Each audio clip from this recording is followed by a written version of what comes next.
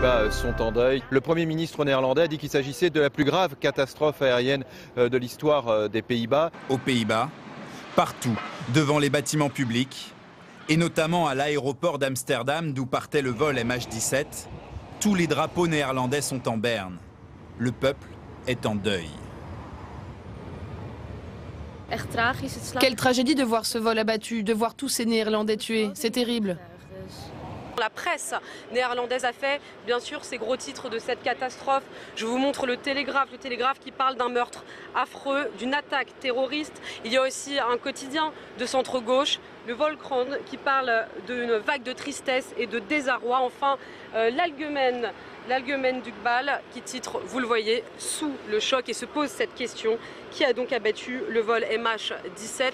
De verschrikkelijke realiteit van deze ramp komt steeds meer binnen. Onderzoek zal moeten uitwijzen wat de precieze oorzaak is geweest. En het lijkt erop dat MH17 hoogstwaarschijnlijk is neergeschoten. En in overleg met de autoriteiten van de Oekraïne zal het onderzoek zo snel mogelijk van start gaan. Les familles des victimes sont arrivées discrètement à l'aéroport.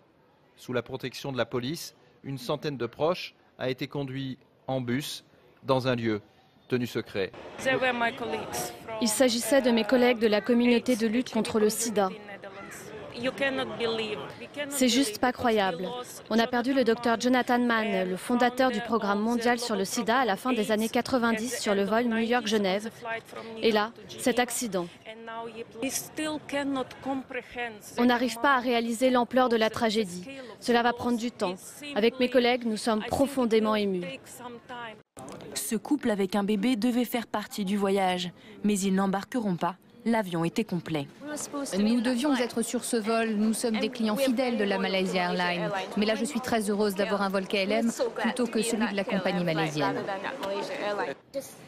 J'ai l'impression que je viens d'avoir une seconde chance. J'espère que j'arriverai chez moi saine et sauve et que je pourrai revoir ma famille. Certains passagers auraient dû embarquer à bord du vol abattu, à l'instar de cette famille. On avait réservé sur le vol d'hier, mais on a changé. On aurait pu être à bord de cet avion, mais le hasard a fait qu'on n'y était pas. Ce matin, au comptoir de la Malaysia Airlines, les passagers se présentent pour le vol de Kuala Lumpur, le même que celui qui, hier, n'est jamais arrivé. C'est le même vol, avec le même numéro, la même destination. On a pensé à ne pas le prendre, bien sûr, mais finalement, on va essayer.